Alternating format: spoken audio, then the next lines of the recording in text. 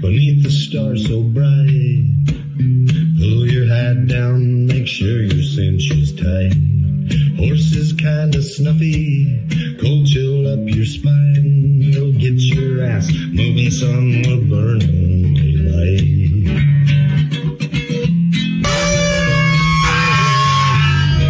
Howdy there, I'm Matt McKinley and we're burning daylight.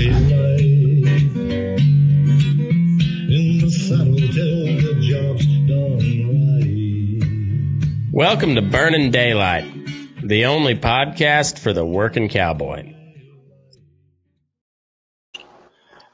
Well, welcome back, Daylight Burners. Got a good episode lined up for you. My buddy Miles Fedinec is back from Africa. Got a lot of stuff going on, and I've been trying to get this set up for a couple weeks, months now. But we're here.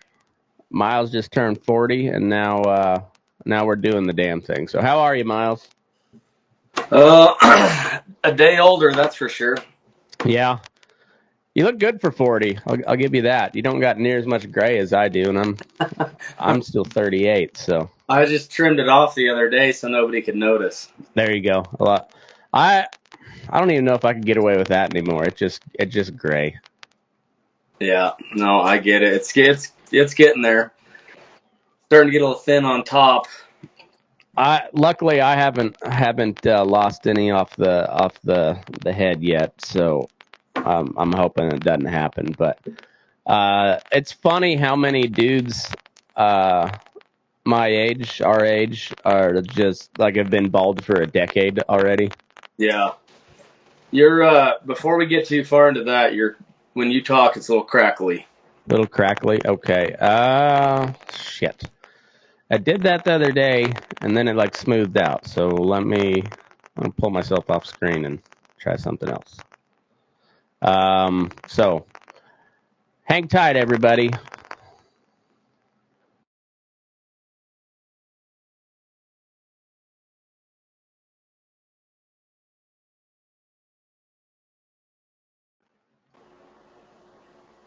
All right, how about now?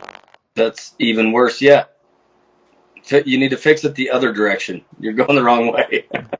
Maybe, I don't know what the hell's going on. All my connections I thought were good, but Okay, well, I'll be right back. So don't go anywhere, Miles. I'm gonna start my browser. Okay. All right, how do we sound now? That's a little better.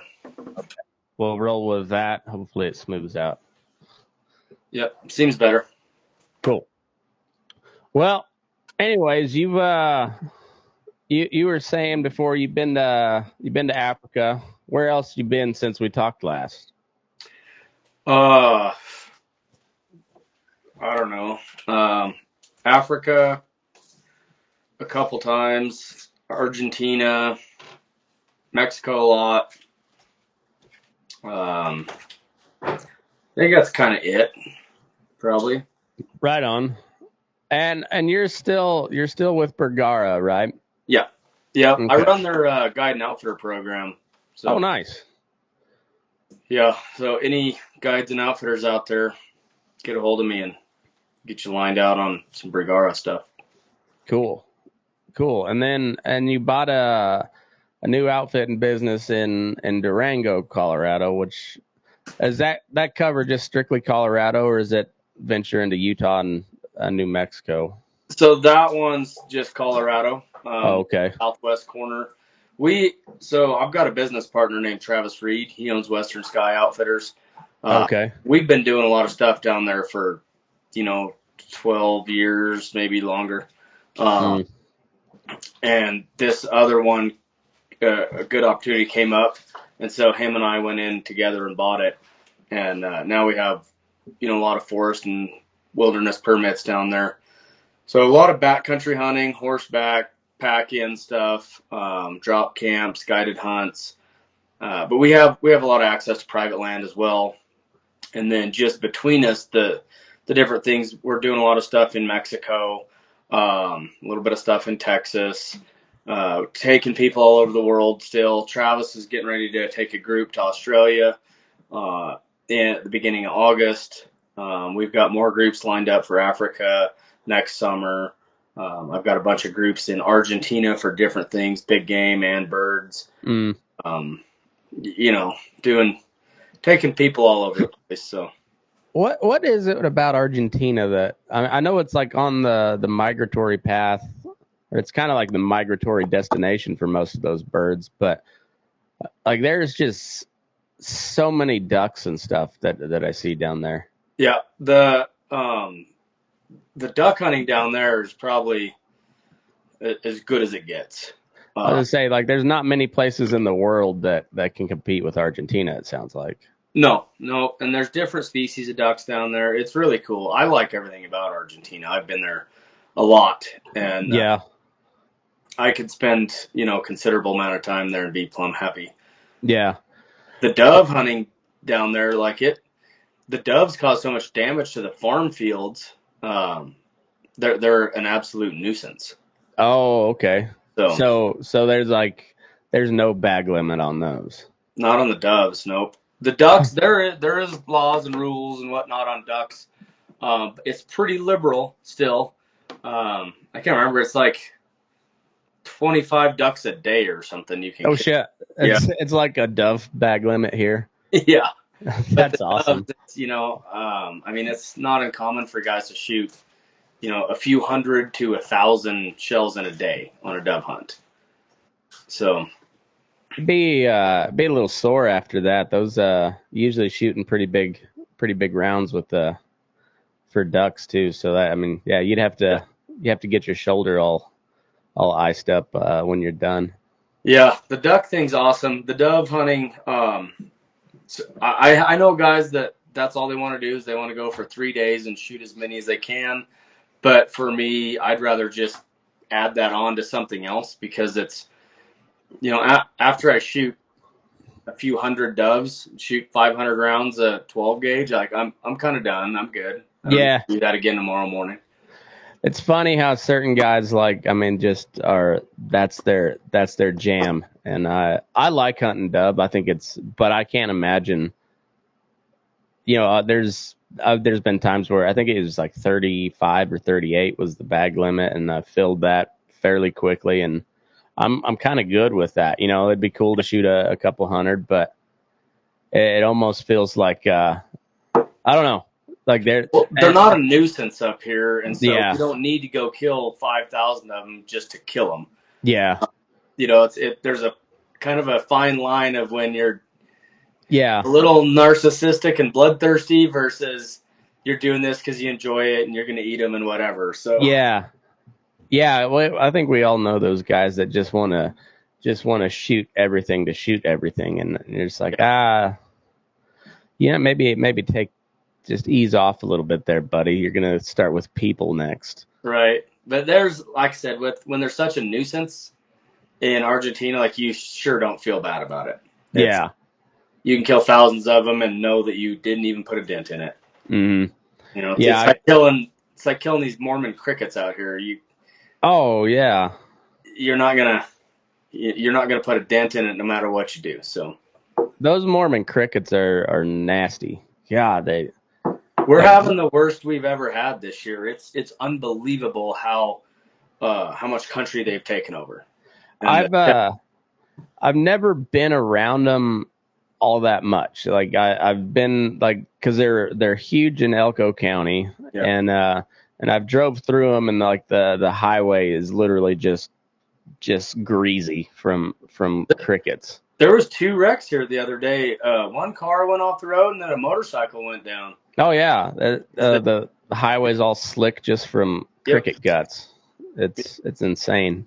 And our buddy Jesse Schroeder, he's the one trying to handle it here. So. Is he really? Yeah, he's got it's like fighting a forest fire with a squirt gun.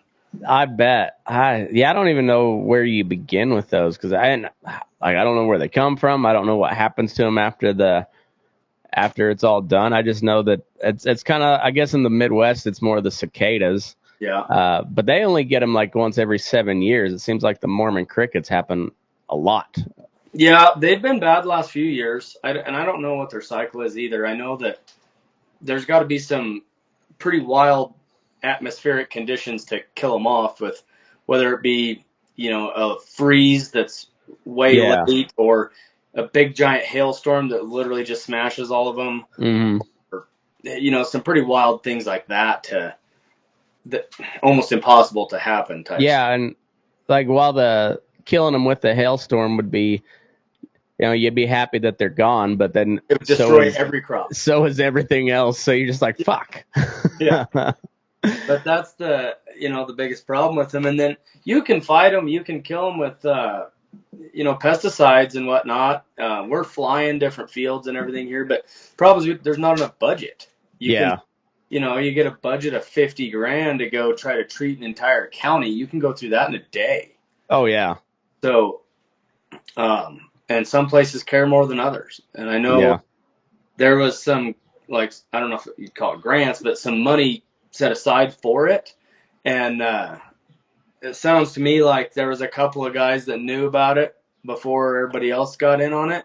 And so all of that money went to one spot. And it was money.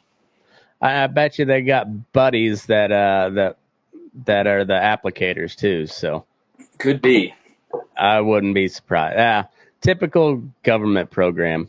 Yeah, it was to my knowledge, a federal deal that all that, instead of spreading it out, it all went to one state, and none of it. I would say apparently it wasn't Nevada because they're bitching about Mormon crickets up in Elko County for the last 3 weeks. So yeah, that's man, those things stink too. Once all those dead crickets get built up. I mean, it's worse than living in Greeley. Yeah, right. Or Oregon, or the Sweet Low plant. Yeah, well, and at least in Greeley you might get stabbed and die, and then you won't have to smell it anymore. But Greeley's it's not getting better from my understanding. So. I haven't been in a long time, but I would because it's funny how those packing plants, they go through cycles of poor immigrants that they use. It was Mexicans for the longest time, and they're still pretty prevalent, but then they brought Vietnamese over, which honestly was probably the best group of them because the Asian population you just never see. Like they're just fucking working the whole time. Yeah. And then they brought Somalians in, which were Somalis are a different bunch because they've been in some sort of civil war for 40 fucking years. They're they've got they all seem to have that 1,000-yard stare when you come across them. And I don't know where they're head.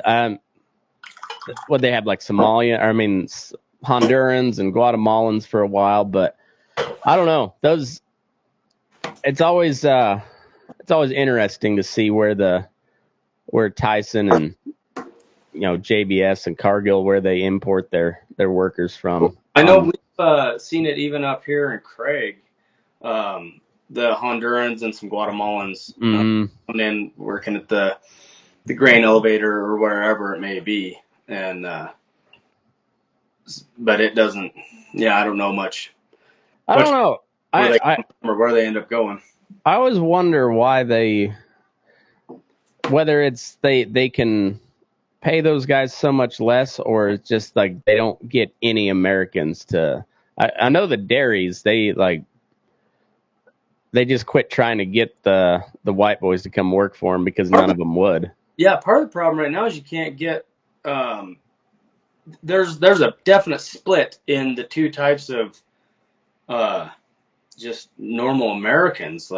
There's the guys that are hungry that want it, and most of them either own a business or have got some higher education doing something. Maybe they're an engineer, maybe it could be whatever. And then you've got the other side of the normal American that just doesn't want to work. I know. It's pretty wild. And then you can go get a job at a packing plant, whatever. That's not a bad job, but they think that they deserve twice as much money and don't want to have to work as much. And if they want to take today off, they get to take today off. Yeah. For their bullshit that doesn't work that way. Nobody wants to work. There was one of the meat processors here in Craig 2 years ago had a sign out front during hunting season that said $35 an hour to cut meat. That's coal mine wages. Yeah. Couldn't get somebody to come work.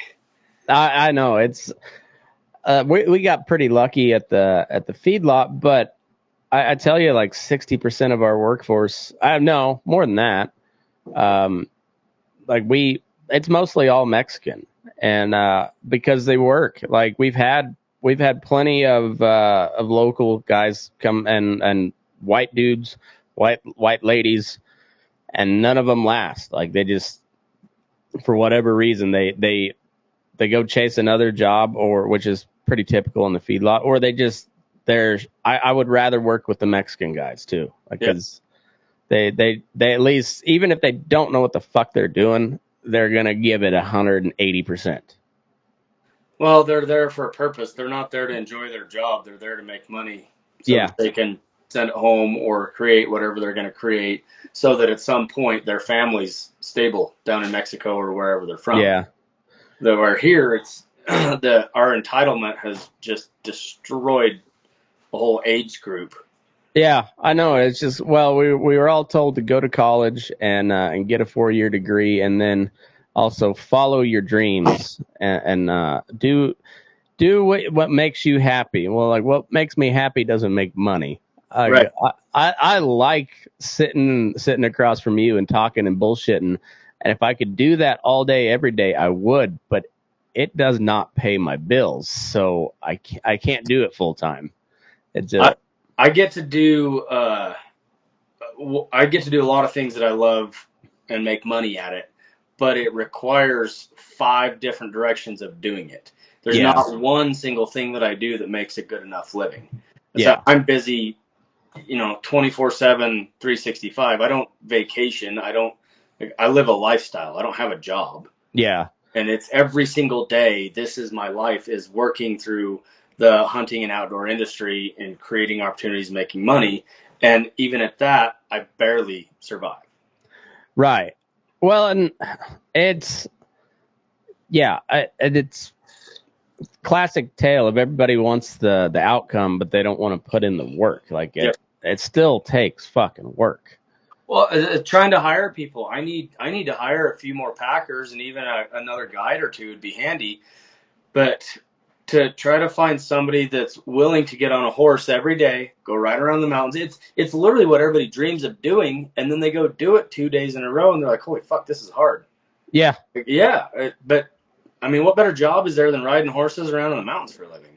That's pretty. You can't even get somebody hired to do that.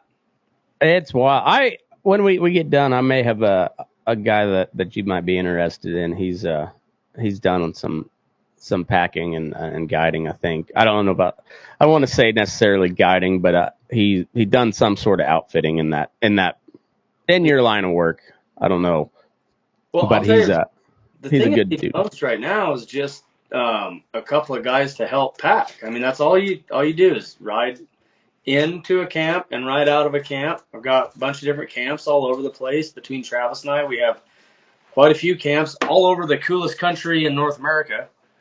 And like, that's what you're going to do, is you're going to go pack stuff into camps and pack stuff out of camps. Yeah. But you get to get up every day, get on a horse, and go ride around the mountains. Like, it's not hard. Yeah. I don't know, man. It's a weird world we live in nowadays. Like, and it just like turned really fucking weird all of a sudden too. Like, I don't want to step on too many toes on this show, but the dream of being a cowboy when we were kids was awesome. I mean, you watched whatever movies or shows, Cowboys and Indians, a lot of video stuff, whatever, mountain man things like that was awesome. But now, man, there's a whole bunch of people that want to be cowboys, but they don't want to do it anywhere but in a prepped arena. Oh, I know. Well, let me let you in on a secret, buddy. You're not a cowboy. Well, it's now it's like cowboy's a state of mind. It's not it's how you feel. It's just the same way with all the gender bullshit. Do you feel like a dude today? You're a dude today. Do you feel like a cowboy? Well, you're a cowboy, God damn it. And like, well, are you? Can you actually do anything? That's the question. Can you do anything? Can you go doctor that one? Can you sort out something? Can you turn the bunch? You know, like, Yeah. can you keep an accurate count? Like that's a kind of an important skill, and it is a skill because you can't just go out and immediately just count cattle. Like there's a method to it. Otherwise, you get lost. And can you do that? Because that's all part of cowboy work, you know. Right. But no, I rode a bull once. Yeah. Oh, okay, neat. Yeah. Well, that's how it is. Everybody's a badass until it goes time to do the work. I know. I was trying to hire this gal in Kansas when I was working there. We were looking for somebody just to take care of orphan calves. And she sent a resume, and the whole fucking resume was nothing but barrel racing awards. And I was like, well, good. Props to you, I guess. Somebody watches that, I suppose. Yeah.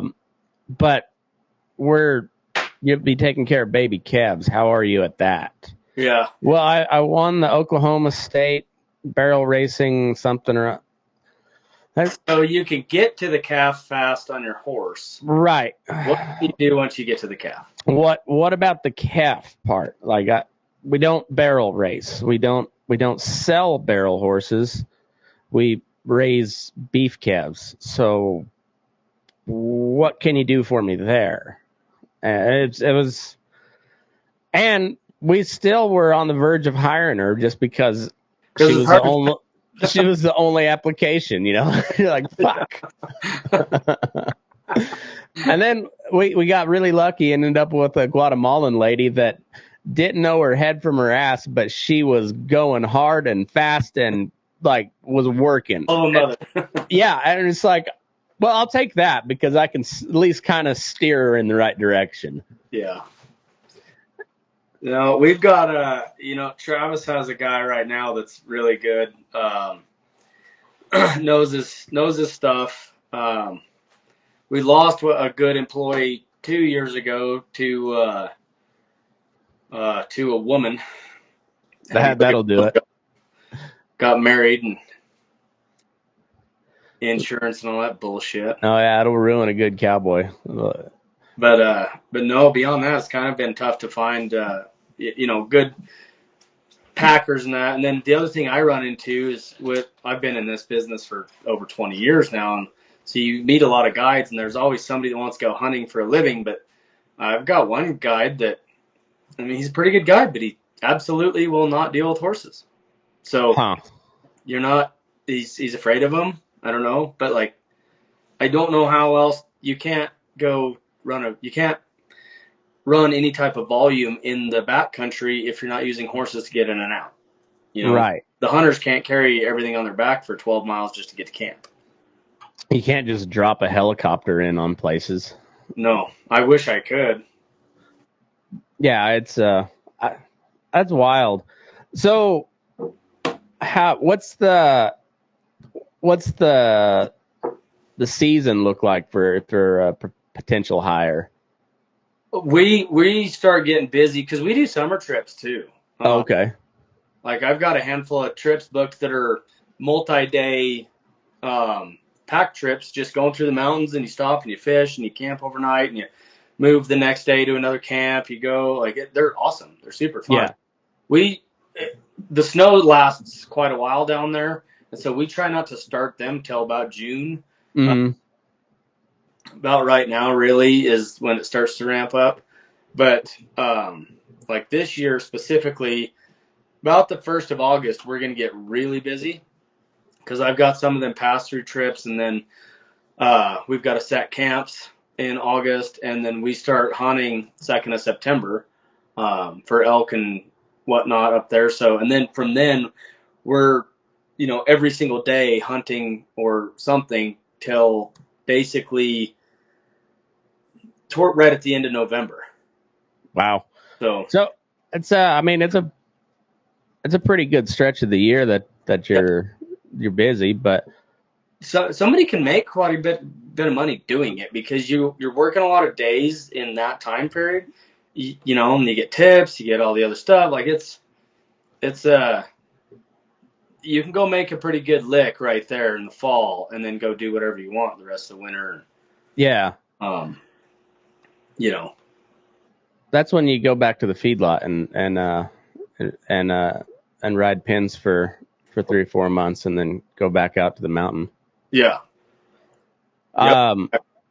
That used to be a pretty common thing for in the cowboy world. Like I don't know, like if you read the book The Last Buckaroo, there's a big long section where they go work at a packing outfit in California up by up by Bridgeport. And you know, like I know a lot of guys that did. That's how they kind of got their start before they moved on to the big, you know, the big wagon outfits. They just went and packed for a while. And Yep. I don't know. It's but like I said, you say there's a lot of people who just don't want to work, and it annoys the shit out of me, this younger generation. But also, I find it hard to blame them completely because like they got brought up that way, and like, well, don't raise your kids shitty, and maybe they'll want to work. Yeah, I think that's part of it. We coddle them too much. Like even my son, I know, like we're way too easy on him. Oh, mine too. He's gonna once he gets a little older here, he'll start getting to just go with dad, and he'll have to learn. But he's already pretty tough, but he's kind of a mama's boy. Yeah, my boy's the same way. Like I got no problems with him, but there's times where I'm just like, I would what if I was a kid that wouldn't have, you know, I wouldn't have had a choice to do anything there. It was just like, no, you're going outside to work. Yeah, I just think that just as a whole, it's different today. Like we care about not that we care about them more, but it's like I said, we coddle our kids more than we got coddled by far. I know what the difference is, but well, and like I don't know, like my wife is like every time he's got some little scratch or something, and he's prone to just overreact. I'm just like, suck it up, man. Rub some damn dirt on it. Did you really need to cry over that? No. Yeah. Okay, so next time don't. And like if you really need to cry because you hurt that bad, you'll know. Like you'll fucking know. We'll all know because it'll be a blood curdling scream. But until then, just like, I don't know, crying ain't gonna help you. It's not gonna help you. Yeah, I'd like to teach him that myself, but I also Gus, he's not quite old enough yet that he doesn't really have his emotions in check, and so he's still trying to figure out what emotion to use where. Yeah. So sometimes shit happens and he starts crying and he doesn't know why, and he's like, "Fuck, that was the wrong one." How old is he? A little over 1.5 years. Okay, yeah. So you're over. Yeah, you got a ways to go. My son's name's Gus too, and he's 7, and now it's at the point now where I'm just like, you gotta be tougher, otherwise you're gonna get made fun of and eventually beat up for being a pussy. So yeah, which may not be the case anymore. Maybe kids just don't do that anymore. But like back in our day, back in the day, like literally, if you didn't stand up for yourself, you're just gonna get picked on or beat up all the fucking time. Yeah, and there's two sides to that now. I guess when you're a little kid fighting on the playground or something, that's whatever. But like walking down the street, when I was 18 years old, I wasn't too afraid of too many people. But now there's so much MMA and jiu-jitsu and all that kind of stuff. Like you don't know who you're tying into just about right. How they kick the shit out of you. So you better want to do what you're doing if you're going to go picking on people today, because you might get fucked up. It used to be just there was guys that were like to fight and were good at it. Mm-hmm. And they could kind of win whatever fight they got. Then not so much anymore. Like those guys could get murdered pretty quickly nowadays. You know, but some do the fucking man bun and flip flops. Yeah, exactly. Just ties them up and beats the dog shit out of them. Yeah, it's wild. So which it's I mean it's not necessarily a bad thing, but also like that guy that kick your ass still ain't very tough. Like he can fight really well. So you don't want to fight him, but he honestly probably doesn't have any calluses on his hands either. Right. So I don't know. It's a weird deal. I don't know. Yeah, I don't know. I just try to stay out of fights. Yeah. Well, me and you, we're not big enough to fight anybody very big anyways. So like I was always I would if I had to, but I was never looking for it. Same. I didn't go looking for it. I had my fair share, but I never went looking for it. Yeah, I never got my ass kicked very bad, and I've been in my share of scrapes, but I didn't. I know my limits. I'm just like, maybe I'll get a few shots in on that guy, but if he's got a good chin, it's not gonna work. I remember like slapboxing Mike Charchalis, and if I ever got underneath his reach, I did just fine. But he's 6 foot something and long monkey arms, and I'd take like 5 or 6 shots just trying to get under his reach, and then your face would be stinging. And then maybe and then maybe I could get 3 or 4 licks on him if I got underneath there in the pocket. But yeah, like it's that size disadvantage is very apparent in a fight. Yeah. No, I don't like getting hit in the face. No. Then it makes me mad, and I don't like it, and I just don't want. Just stay out. It's easier. Yeah, that's exactly right. There's with the laws and rules and whatnot, you got to be really careful because anything you do is a felony, and in my line of work, I can't afford a felony. Yeah, no shit. You go punch a guy and he falls and hits his head on the curb, and now all of a sudden you got major life problems, So, right. Even if you don't get charged criminally, then they'll sue your ass and break you. Yeah, it's stupid. This is why I like to spend all my time in the woods by myself. That's why I deal with cattle and not people. Like I deal with people just enough to realize that I don't like dealing with people for the most part.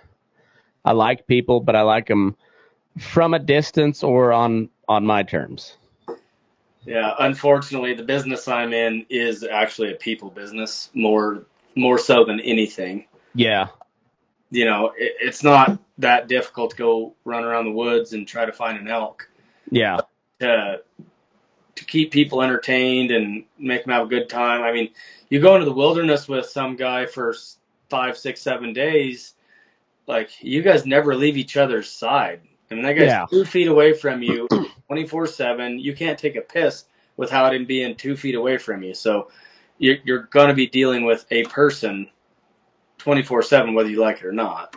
Well, and a lot of those people, I would imagine, like if they do stray away more than a couple feet from me, you're like, fuck, what happened to them? Yeah, you can't let them out of your sight when you're in the wilderness because you might never find them again. Mm-hmm. There's some guides that'll set their guy on a rock, say, you stay here, I'm going to go look around, I'll be back.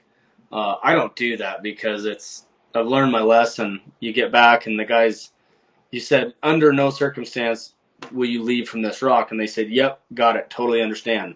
And you come back 20 minutes later and they're fucking gone. Yeah. God damn it. What the hell, bro? I've seen it so many times. I've seen it where guys they weren't lost. They thought they were lost, but they weren't lost. They were like 400 yards away and walking in circles, 10 miles away, and shooting their gun in the air, trying to just scared to death. Oh yeah. So how many big animals have got scared off because somebody was shooting their gun trying to locate themselves? Well, not that many that I've been involved with, but one for sure that I know of. Yeah, I can imagine. So when you go over to say Africa, I know there's big hunting outfits there, and The guy I was talking or mentioned earlier, he was anti-poacher type guy over. I'm not sure what country he was in, but it was in Africa. Mm-hmm. And so like we had at the cattle women's dinner the other day, they raffled or auctioned off a South Africa hunt. So like I know there's sure enough like outfitter types and like quite a few of them in Africa. But what is the process or what's the experience like when you go over to a different country to hunt, where you're, being an outfitter yourself here, you're kind of, your territory, what you're looking for, and you know how to go all about that. What's that like going to some place that you have no clue of? It's kind of, it's all relative. Like hunters are hunters all around the world, Mm-hmm. and animals are animals all around the world. Yeah. And so there's little nuances. There might be different vegetation that you either stay away from or want to use, or there might, you go to one country and there's just more venomous things that could bother you, or, you go to somewhere that's just more wet, so you're going to have to dress differently or whatever. Like there's little things like that, but it's not that much different. I mean,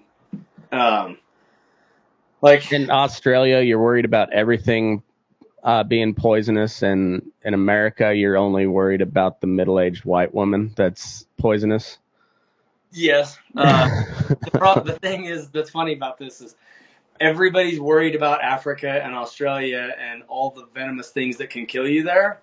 And the fact of the matter is it's some guy living in Alabama that's got cottonmouths and copperheads and every poisonous thing on earth. Oh, yeah. Right there, timber rattlers, and and then they're scared to go. Like it's just as bad here. It's just not portrayed that way. Yeah. It's like the Discovery Channel makes it look like everybody that goes to Africa is going to get bit by a black mamba. Yeah. And that's not true. I've got, I don't know, about 8 or 10 months of my life in Africa, and I think I've seen 4. Huh. Or 5 maybe black mambas and 1 green mamba. So it's not near as bad as what people try to dream up. Like if you've ever even thought about going to Africa, you need to do it because it's amazing. Yeah. I love it. It's my favorite place for sure. But there is like Africa in general. Everybody says, well, let's go to Africa. Well, Africa is pretty diverse. I mean, it's a continent. Mm. And I took a buddy with me one time on a hunt over there, and his wife was really concerned because there was all that fighting in North Africa. And I'm like, man, that's 6,000 miles away from where we're it's not like it's 2 of the United States away from where we're going to be.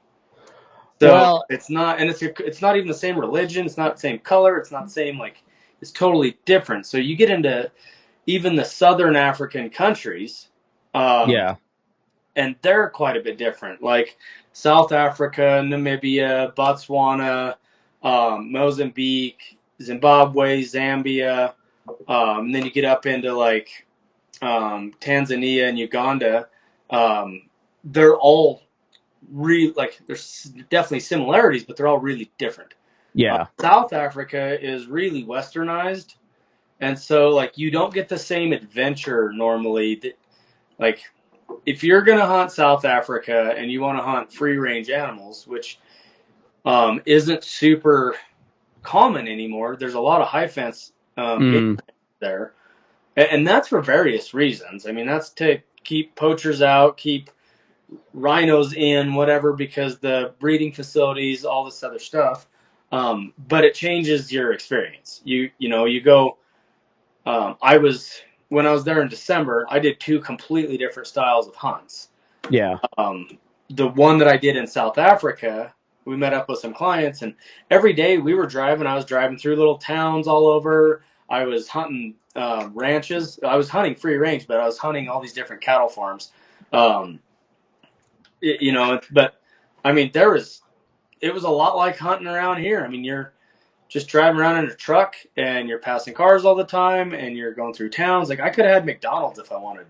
Yeah. And so it's like awesome because I was hunting kudu and whatnot, free range, but the adventure of it wasn't Robert Ruark or Peter Capstick or something in the, like what you dream of Africa out in the bush in a tent camp. Yeah. Lions roaring around you, like that's totally not what it is. Yeah.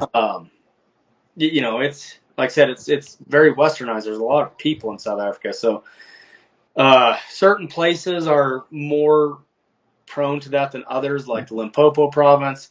It's a lot of high fence. Down into like the Southern Cape, Eastern Cape areas, there's still plenty of high fence, but there's some more free range stuff. I was in KwaZulu-Natal, and there was, there's high fence there, but there was actually a lot of free range stuff, and it was really cool. Now, the other side of that is I went to Mozambique first on that trip and hunted buffalo, and we were in completely wild area. There's not a high fence anywhere even remotely close to where we were. Yeah. We flew into Beira on the coast and then took a Cessna for an hour back inland to get to the camp. And then we would leave in the mornings and drive 45 minutes to get out to the floodplains. And then we'd jump in Argos or go on foot and go hiking through the plains and cruising around and hunting just completely wild areas. I mean, there's no population, there's no houses, there's no the road, like to drive from Beira to camp, if it's even passable, takes 1 to 2 days, and so it's completely wild. That's the cool part about it. And so 1 week I was hunting that, and then the next week I was hunting South Africa, where like I said, I could have ate McDonald's every day if I wanted. That's crazy. Yeah, I need to get over to Africa at some point just to experience it. But you said you had some crazy stories from Africa this last trip. I know, like you're talking about North Africa. It seems like the U.S. isn't really, or at least the government isn't involved so much in like the Southern Africa countries, whereas we have all sorts of military stuff in the north. The only place that our government is involved.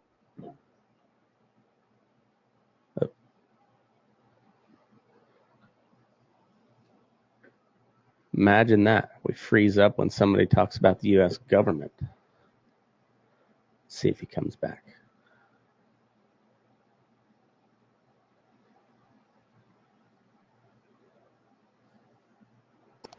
Sorry, Matt. There, it's all right. I was, I don't know if it's a coincidence or not, but right when we talk about the U.S. government, you freeze up. Like somebody's watching. Yeah, that's exactly right. So anyway, what I'm saying is the only way that the U.S. government's involved in the Southern African countries is trying to limit us to import stuff back in the United States. Yeah. They're not doing anything helpful for anything. They're actually making it more difficult for Sounds about right. For those African countries to manage their own wildlife, because if there's no value on wildlife, then the wildlife has no value, right? So yeah. If the wildlife isn't creating money, then the people that are there are going to get rid of it because it's just eating them out of house and home. Right. And so when the U.S. government steps in and tells us that we can't import lion hides or elephant tusks or whatever it may be, they just think that they can do this blanket deal and say, nope, you just can't do it, and that's going to save everything. Well, that doesn't save everything. Yeah. You need to, there needs to be laws and rules and all the above, but it needs to be done in a way that's best for the wildlife. Well, it's very similar to, say, like the drug trade.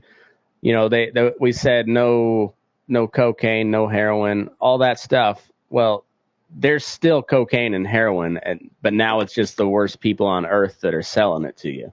Yeah. I saw a thing the other day, I don't remember if it was one of the European countries. They're trying to eliminate the importation of elephant tusks or anything to do with an elephant or something into their country from Africa. And one of the African countries, might have been Botswana, I think, because Botswana actually closed elephant hunting down for 2 years. And in that 2 years, the population blew up so much that they were just destroying villages, and they had to bring it back.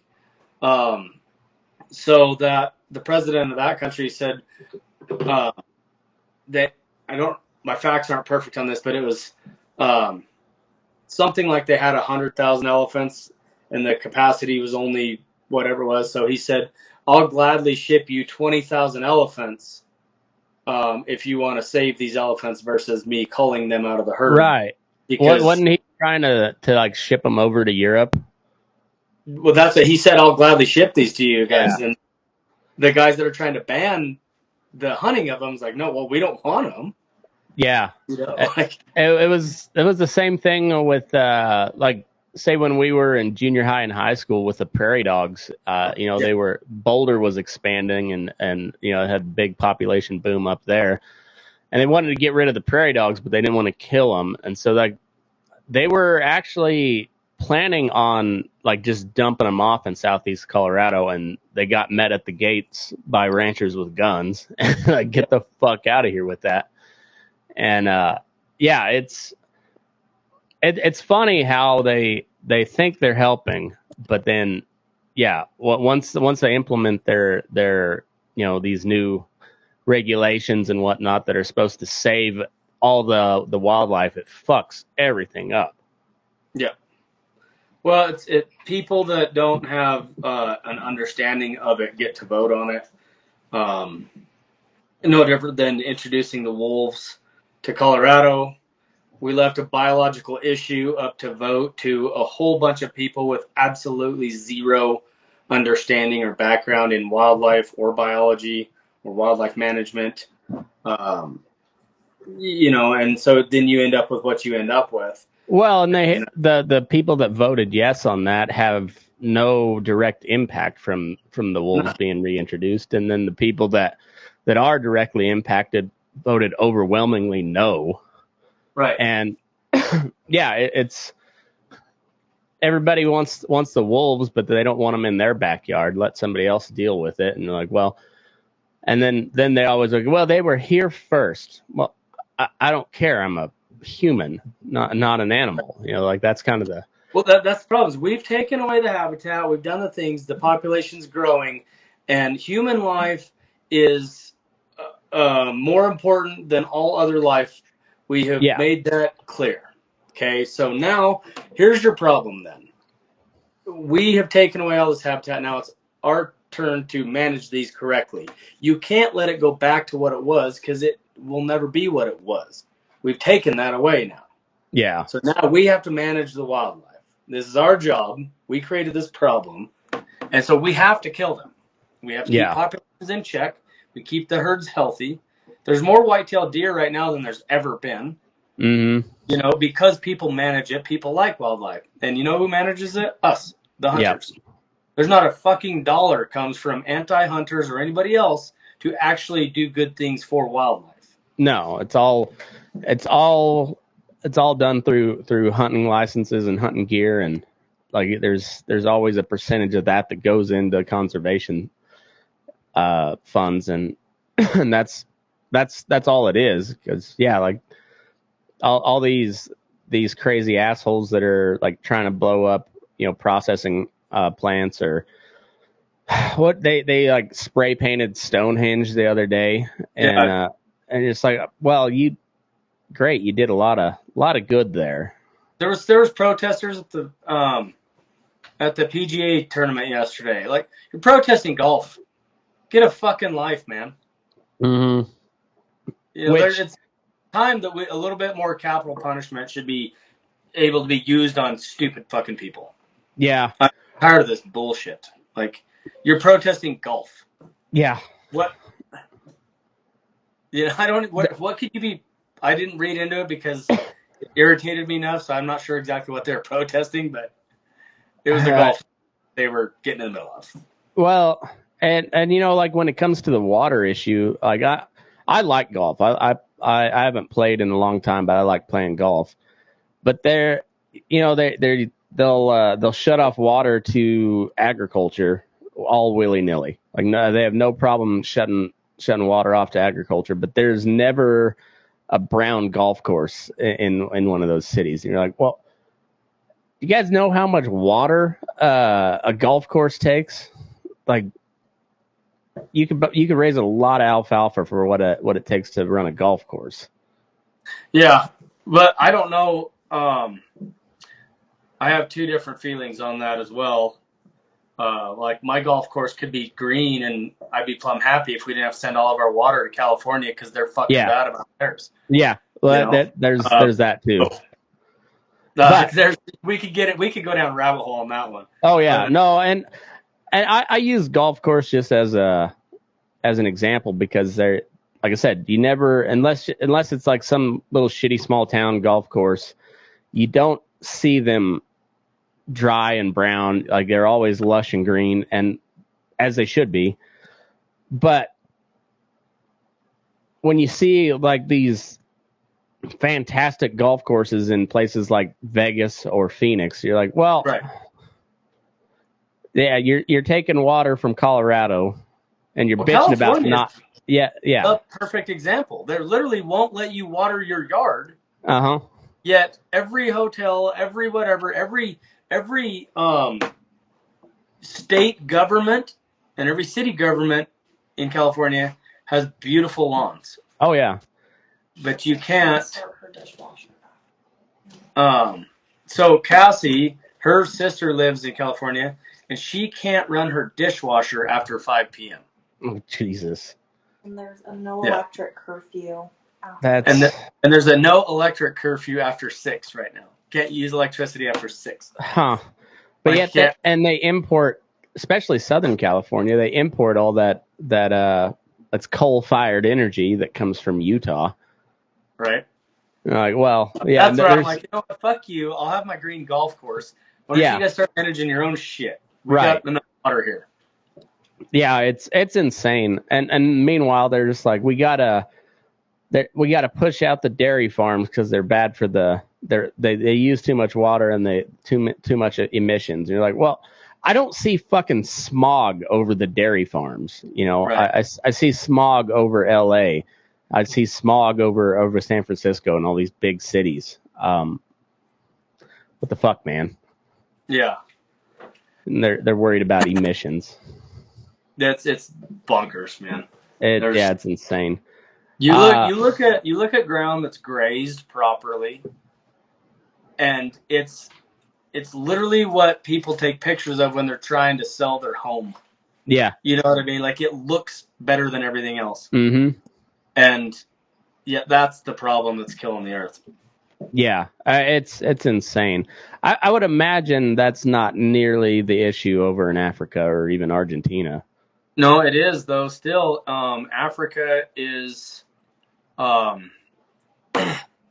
you run into is you can look at Google Earth and you can see defined lines that are hundreds of thousands of acres, where it's fenced and there's no farming, no villages, no anything on one side. It's all managed for wildlife. And then there's grazing and farming and everything on the other side. And it's unbelievable how bad that country is because they've chopped every tree down. Yeah. They destroy everything. And then they try to farm where it's not great for farming. They run cattle, they do whatever. And they just do a very poor job of stewarding the land. And so you can see it's a serious problem. And then you inherently run into wildlife conflict because you've now taken habitat away, all these other things. So this is where I go back to, if wildlife has a value, then you don't have to destroy the earth. These guys don't have to farm as much because we can provide that for them through dollar bills. Yeah. Go buy it from other places that are farmed. They're not having to do it themselves. So there's a bit of a balance that's hard to find right there with, if you take the wildlife away or the value of it, then these people are going to kill all the wildlife and they're going to destroy the ground. Right. Because they have to survive. Well, and then you legalize the poaching aspect of it too. If like you said, if there's no value to the animal, your typical hunter is, I mean, you might have a bum rush to of actual hunters to go on a hunt while the animals are still there, but then you're just left with poachers to clean it up that they're going to take it anyways, and then it just perpetuates that black market of, right, whether it's ivory or lion hides or whatever the hell. I always put it like this to people: if you have a mouse in your house, what's the first thing you do? You do whatever you can to get rid of it, right? Right. Now, if that mouse was worth $5,000, what would you do? You'd catch him alive. You'd breed him. Yeah. Right? Yeah. So, wildlife's the same. Yeah. If there's a value on elephants that destroy crops, if $50,000 is going to go to this village because somebody shoots an elephant, and now that village can drill water wells so that they can irrigate and they can build schools and they can get food, then they're going to save those elephants because they want that money. Now, if you take that away and that elephant's not worth anything to them, it's just destroying their crops and everything, they're going to go poison the water holes to kill all of them. Yeah. That's what we did with the wolf back in the day. Is like, we hunted them for sure, but more than anything, we poisoned them out of existence because they were a nuisance and there was no economic value to a wolf. All they did was cost money. They never made you money. Yeah. They didn't bring anything to the landscape for benefit to the farmer or rancher.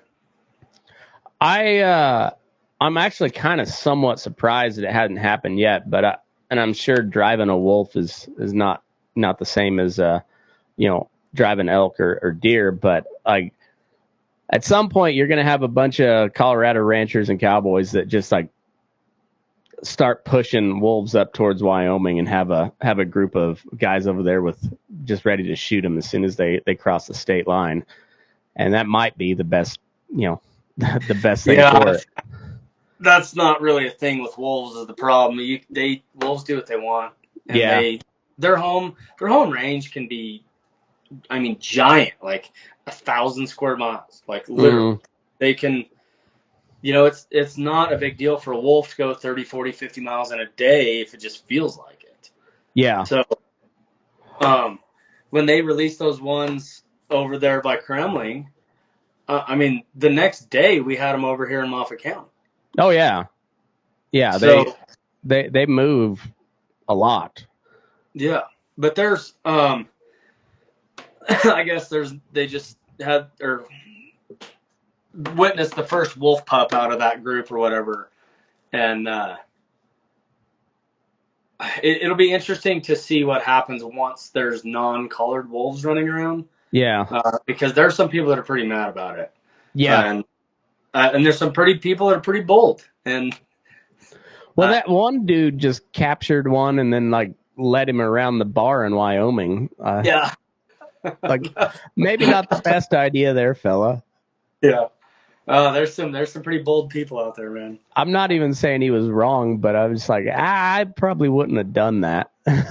There's, sometimes there's judgment calls, and that was a poor judgment on his part. Very, very poor judgment. I'm surprised he made it out without getting skinned up at least a little bit, because I mean you are dealing with a wolf. It's the things that bothered me is like that seemed pretty awesome to him at that moment and whatever, but all it does is set us back as hunters and whatever. Like it just creates more fuel for the fire for all the animals, whatever else.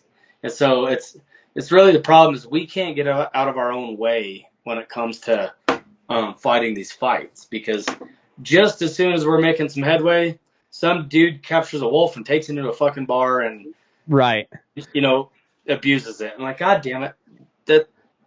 as we're trying to fight anti-hunters about wolves, because currently we can't even kill them when they're eating our livestock. Yeah. And this guy's doing that, just makes them bleeding hearts, fucking beat twice as fast. Right. Like let's say, just for example, he would have just shot that thing and left it out there. Like, well, I mean, maybe that's not good. I have no problem with it, but if he had just shot it and left it, everybody that is in the situation we're in would have given the Jeremiah Johnson, Robert Redford little eyebrow wave and went about their business and doesn't even need to be talked about. But instead, he catches it and takes it in the fucking bar and then creates all the problem. Yeah, that's the whole thing is you wanted to go viral. Well, you went viral in the worst possible way. Yeah. It's I don't know. It's stupid. Yeah, I've noticed that, like on the cattle side of things is the same way. Like the cattle rancher can't get out of their own damn way. They can't coalesce around about the packers, and you're just like, well, at some point you're gonna have to do something besides bitch. You're gonna have to figure out something else, or you're gonna go out of business. And it just seems they're more often they're people that just, not that they're willing to go out of business, but they don't even try other than bitch. They keep doing the same thing over and over and over again. And well, you just sound like a whiny bitch at some point if you're not doing anything to counteract it. So to step back a little bit, same subject, but back to Africa, like where I was at in Mozambique, one thing that this place did that I was on, it was about a 500,000 acre wilderness. Mm-hmm. Small place. The villagers that lived in it were poachers, whatever they had to do to survive. They'd be snaring anything they could. They've got snares set up all over the wilderness. They might be killing 30 animals a day, and they can only check their traps. They're losing twice as much as they're getting because they can't check their traps fast enough or whatever happens. So it's pretty hot in Africa, if I'm not mistaken, right? Depends on the time of year, but yeah. Where I was at, I was there in December, which is the worst time to be there, and it was like 105 a couple of days. But where I was going with it is this place had been poached out down to, there was hardly anything left. And so what they did was they created this wilderness and basically said, here's how we're going to run this. All of you villagers can no longer live inside the village. If you'll live on the outskirts, inside the concession, if you'll live on the outskirts of it, then in turn, we will give you jobs. We will provide meat for you. We will do all these things through the hunting of it. And the hunting is going to pay for all of these things to happen. And they said, okay, that doesn't sound so bad at all. And so now they've got all these hunters that come every year and pay all this money. And all these villagers are now, it could be things as little as carving little wooden figurines and selling them to the hunters, all the way to baskets or whatever it may be. But they all have jobs now, and they get paid. And then the meat from the hunters goes to all these villages. And so we were the last group. Me and Travis were the last people of the season for them. And so there's like 4 months that they don't hunt, or about 3 that they don't, or that they can't hunt there, 3 to 4. And so us being there the last guys, we shot some extra animals because we needed to have more meat for the villages through the winter, or their summer. And so we were stockpiling meat for them so that they had meat for the next 3 months until they could start hunting again. Yeah. So hunting 100% is feeding these people, clothing them, building them houses, whatever. And now they don't go poach because they don't need to. Yeah. Because every time they need meat, they come get it. So it's amazing how that works when you, I don't know. there's the market has a way of taking care of shit like that. When you just allow people to do stuff and you set it up in a way that's beneficial, it has a way of correcting that shit for, pretty quickly usually. Absolutely. I mean, you can look at it even in the United States. There's 3 or 4 species that have been saved from extinction because they were bred in a high fence, and now they're huntable populations. I mean, there's more nilgai on the King Ranch than there is in all of India. Mm-hmm. The axis deer, there's more, or I believe that there's actually more free-range axis deer on the Edwards Plateau in Texas than there are whitetails at this stage. Really? I don't know the numbers. It's probably there's 50,000 deer, probably, or something. I don't know.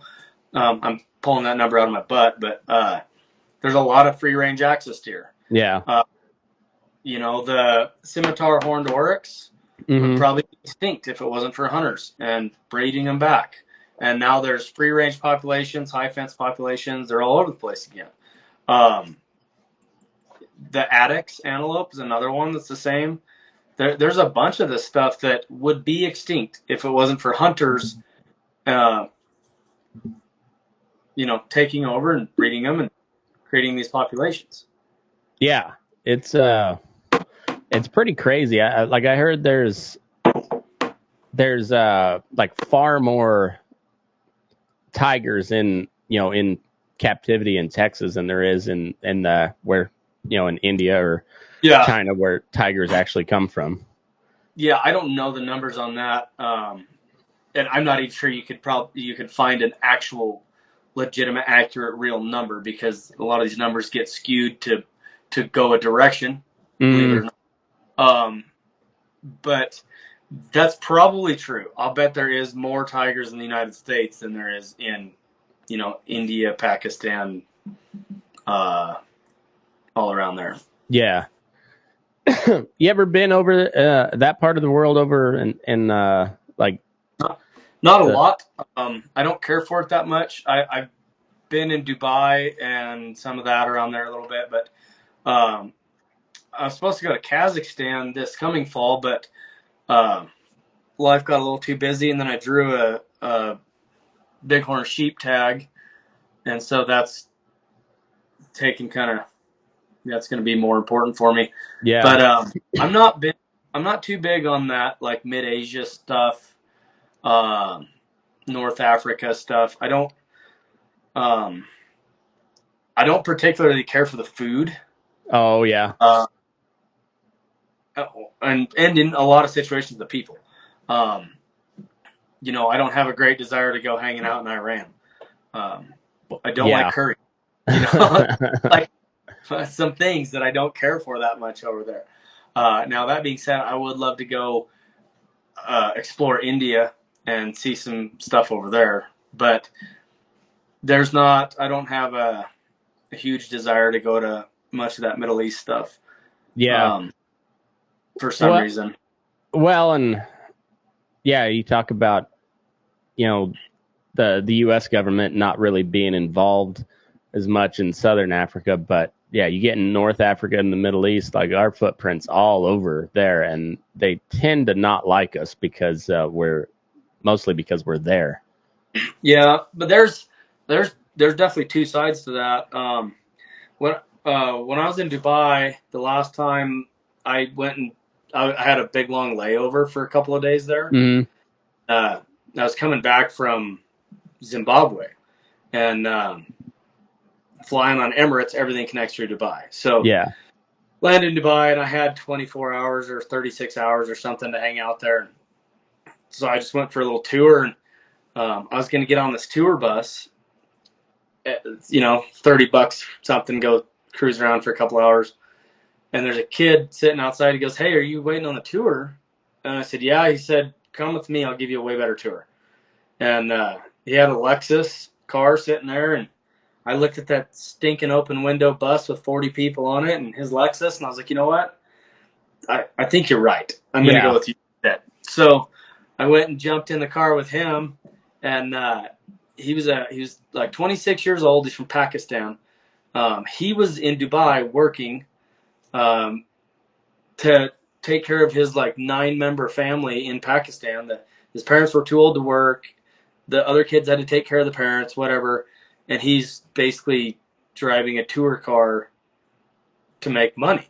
And so there was he told me he made what amounted to like $700 a month US, and him and like 6 other people rented a 1-room flat that was like $1,400 a month. So he was basically starting out with about $500 a month that he had to pay for all his own food, everything, and then send the rest of it back to Pakistan for his entire family to live off of. And so when it was all said and done, like, you know, there's just nothing there. Yeah. So, but I asked him, I said, because he was trying to be, you know, all touristy at the beginning. I was like, piss on that. I was like, let's listen to whatever music you want to listen to. Let's go cruise around. Let's go enjoy our day. Yeah. Pay you good. Go show me the cool stuff. And so, like, we kind of got to be buddies. And I asked him, I said, what do you honestly feel about Americans? Like, we only see what we see on the news, so I don't know what you actually think. Yeah. And he said, no, we love America. He said, it's everybody's dream to go there because it's the only place on earth that you have a chance to go make your own living. Yeah. And I was like, it really is. Well, like, because I've talked to, I had this history professor on a while back he's from Italy originally, and he moved over here because he said, yeah, like in Europe you hit the top of your, you know, like your class system essentially, because it's still very classist over there. Oh. Yeah, and if your family's not into this level of the hierarchy, you don't get to get in there. You get so far, and that's it. Like that's the peak of what you can do over there. And so he came over here, started teaching history and whatnot, and now like he's super successful and way more successful than he would ever been over in Italy. And then I've talked to some guys that grew up in the Soviet Union, and you didn't have a choice. Like, so I got a buddy from West Virginia that bought a Land Cruiser over in California, and he bought it off a Russian dude that managed to, I can't remember if it was right before the Soviet Union fell or right after, but it was within a couple months that he moved over here, and he bought the Land Cruiser so he could just go somewhere, because he was born in St. Petersburg, and he said you didn't leave St. Petersburg. Like, you were just assigned to a job here. You were assigned to wherever you live, and that's what you did. And when he moved over here, he bought the Land Cruiser and just would go for weeks at a time camping or whatever, because for the first time ever in his life, he had freedom of movement.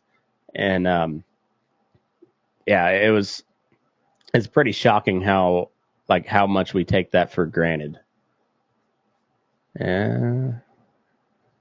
Miles froze up again. We'll be back as soon as Miles gets back on. We're back. Maybe.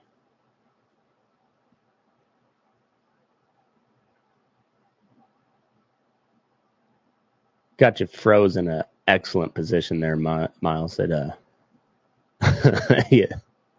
Frozen the classic 50-year-old man Facebook profile picture.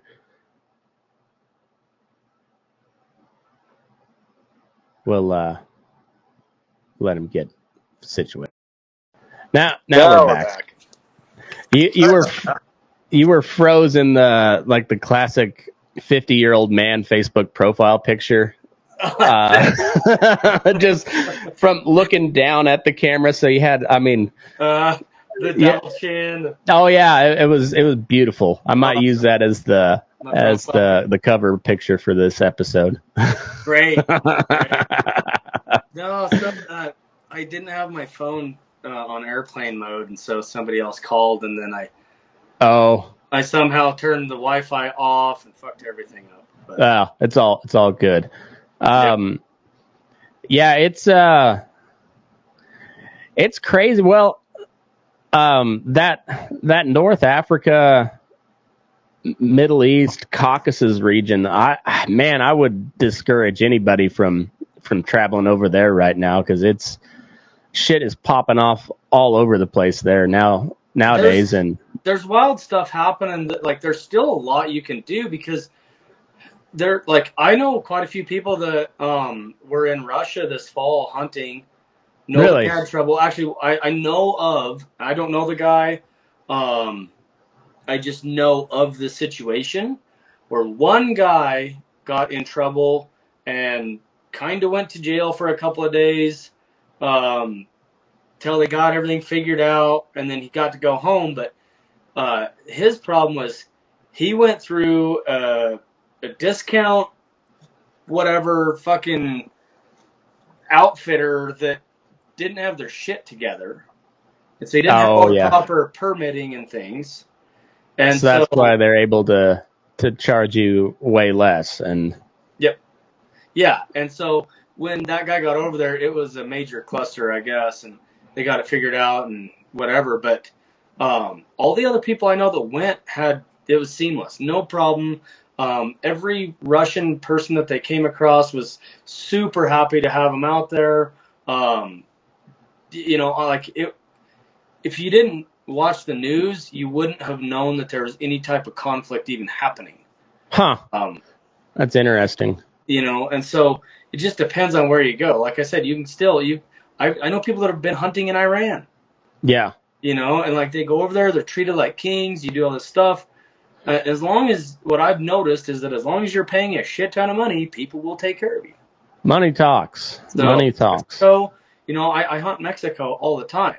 And the key to that is don't put your nose where it doesn't belong. Yeah. And go down there and pay your money and do your thing and get out of there. Yeah. And then you don't seem to have as much trouble. So. Now, what are they hunting in Iran? Because I know Iran's pretty mountainous, but I don't know anything about the wildlife over there. Though they're there's not tons of vegetation, so there's a few different types of sheep, that kind of stuff. Oh, okay. In there, like some urials and some other things that super, super cool animals, and some that are just only located right in that area. Huh. But incredibly difficult to get the opportunity to go do. Very expensive. Yeah. But super cool. I would imagine the visa process and stuff on that is got to be just incredibly time consuming. I don't know on Iran. I know the other countries that I deal with on a regular basis are all really easy, actually. Yeah. There's nothing too difficult.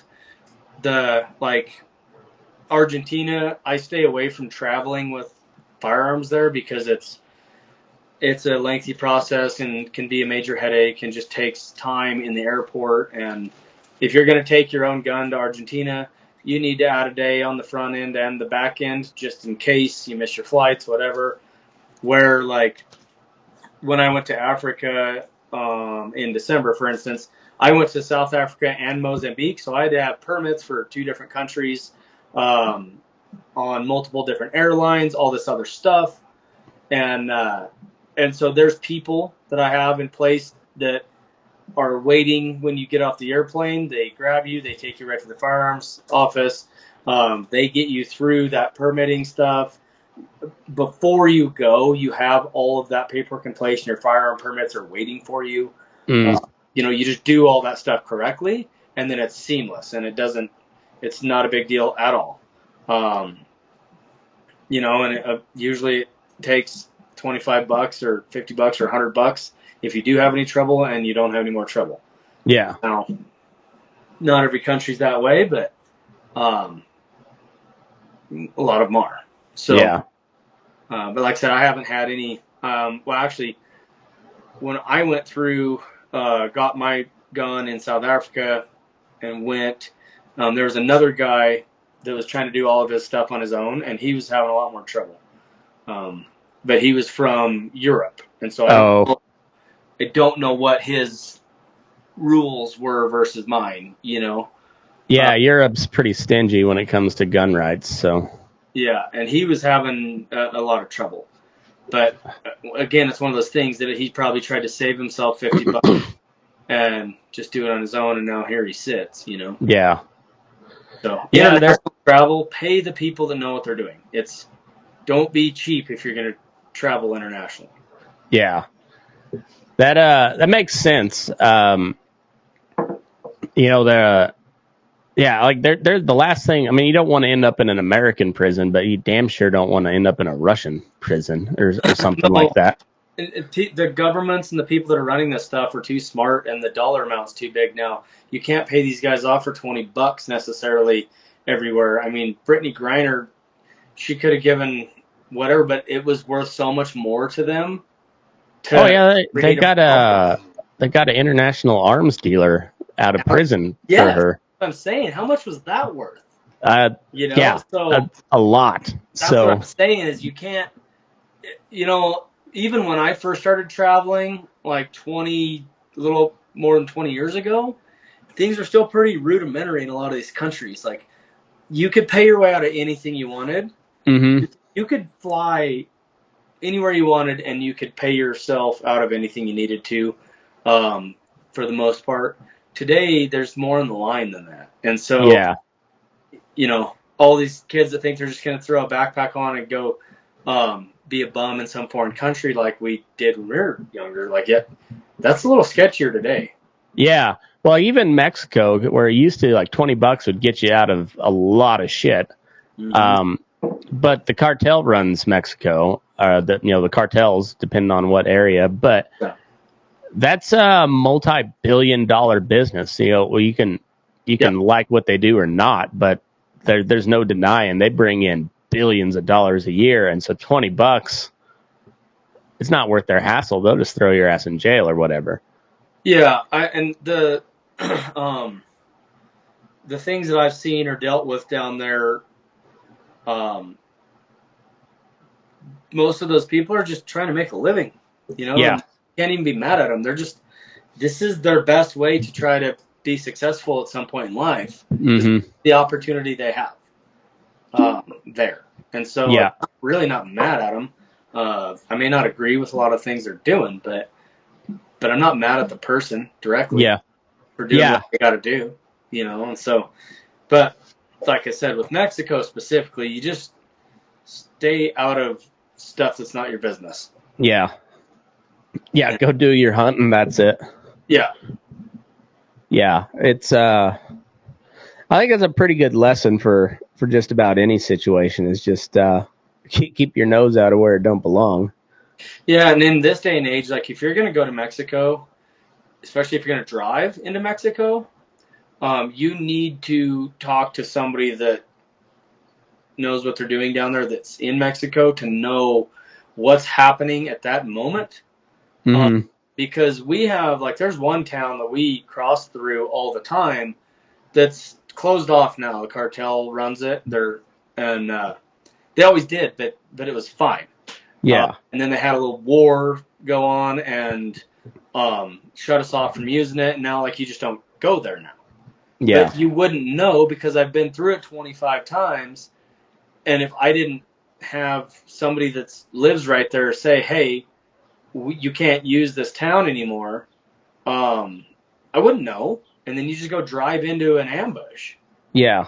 You know, because you just don't know. So, like, driving into Mexico, you need to talk to somebody that actually knows what's happening there. Don't listen to the news. There's nothing on the internet that's going to tell you what you need to know. You need to talk to somebody that lives there.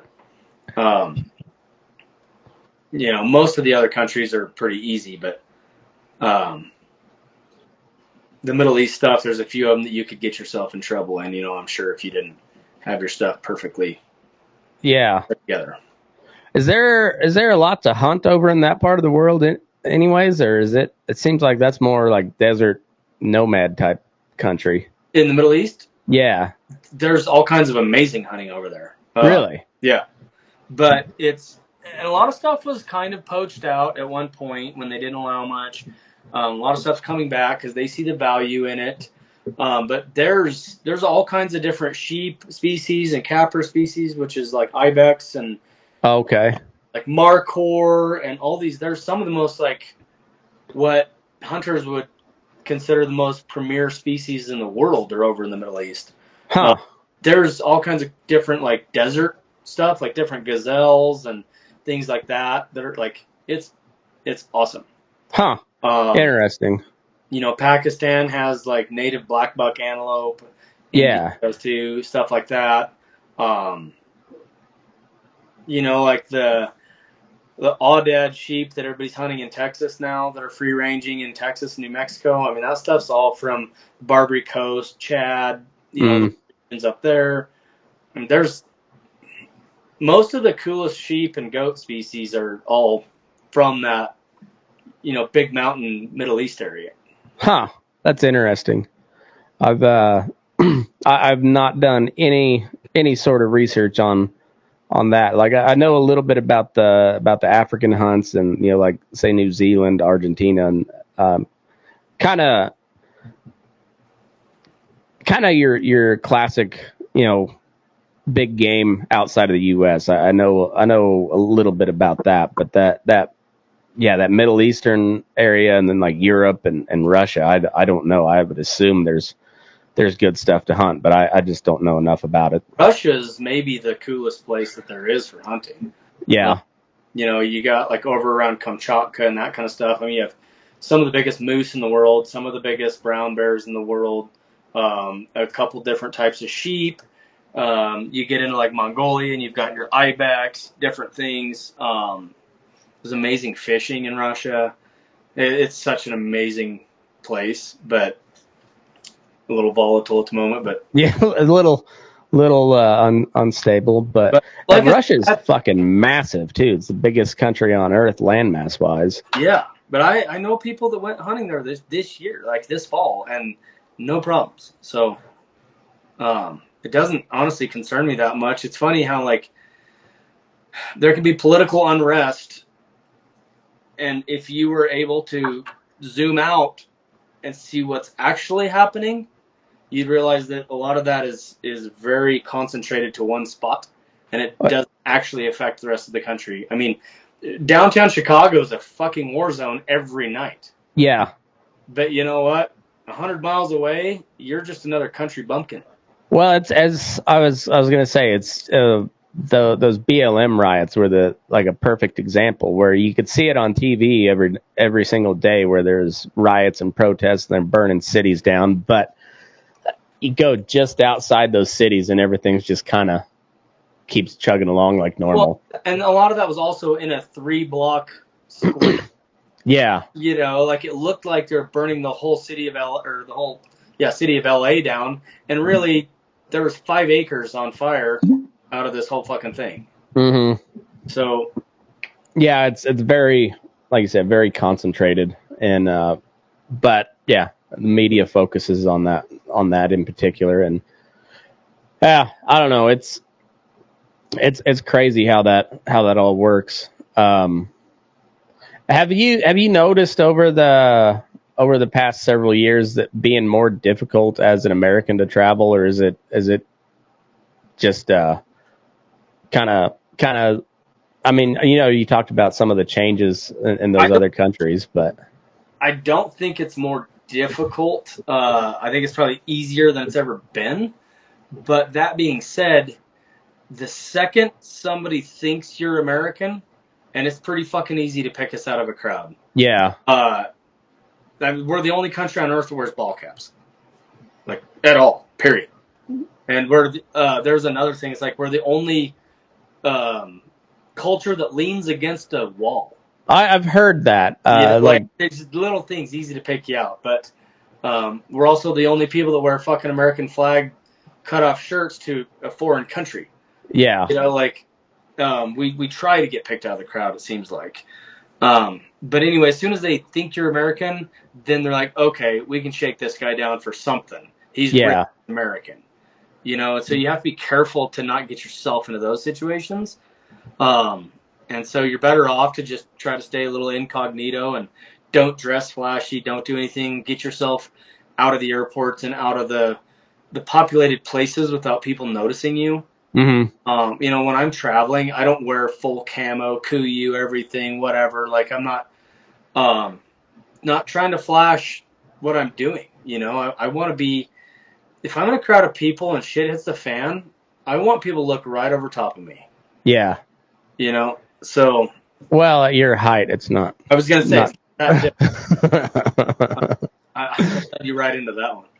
But you know what I'm saying? So you just I don't know. I'm not trying to bring attention to myself in those situations. Yeah. Like I said, I think that we just have so much more access to everything today that travel's never been easier. And things, as bad as the airlines and everything is, it's still much more efficient than it ever Yeah. has. And so, today, I could, right now, at 10 o'clock in the morning, I could decide, you know what? I fucking feel like going to Africa. And I guarantee you, by 5 o'clock tomorrow afternoon, I could be just enjoying myself in Africa. Yeah. It's pretty wild. That's pretty incredible to be able to, it's not that hard. All it takes is a couple of dollar bills. It's amazing how, you read about some of those old time explorers and whatnot, and they made 5-6 different trips to Africa, and you're like, well, and they were anywhere from 3 months to 2 years long each. Yeah, and it could be 6 months just getting there. Yeah. And when you get there, you're on the edge of death because you're on a fucking boat for 6 months with very little fresh water. Everything is preserved in the way that they could back then, and yeah, it just traveling was rough back in the day. And it's funny because Africa, like Mozambique, where I was, for instance, that is still the only place that I can go and truly feel like I'm with those guys. Yeah. Since this trip in December, it just, every time I go, it fuels the fire more. But I've really been addicted to it this all winter and into right now. I've been reading a lot more books and listening to different, stuff on Audible or whatever. Every old African hunting book I can find. Just dreaming about what it used to be like and wishing I was there. But yeah, going to Mozambique, for instance, we were able to go get the most wild, it's one of the last places that you can be in a completely wild wilderness area and hunt as close to the old ways possible. We were hunting buffalo out in the floodplains, crossing swamps that were, after I shot my buffalo, I actually wounded it. This is a wild story. I was on one side of a kind of a swamp that it's all tributaries, because what happens is when the Zambezi River floods from the rainy seasons and that, it fills these floodplains up, and then at some stage that they all recede.